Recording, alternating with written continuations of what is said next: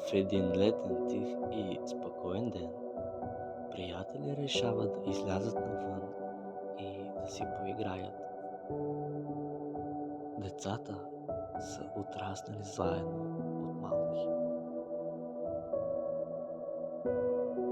И въпреки това понякога им е забранено да си играят заедно.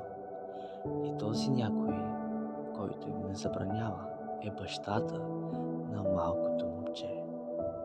Той е бил толкова лош, че е карал детето по насила да проси цял ден навън, за да може бащата да си е купувал алкохол.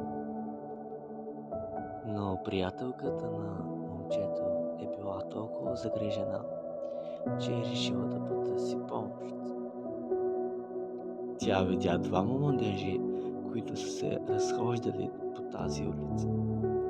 И тези двама младежи са били благовестители. Момиченцето разказа за случилото се. Малкото момче бе толкова наранено и не виждал смисъл да живее повече. Те му разказаха за Исус Христос. За Исус Христос, Спасителят, който може да реши всеки проблем.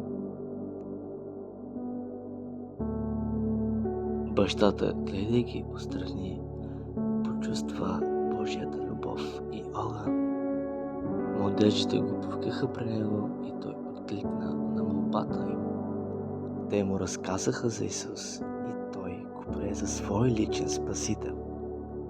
И в този миг от небето се задейства чудотворната сила на великият и всемогъщ Бог. Бащата спря с алкохола, а детето заживя щастливо.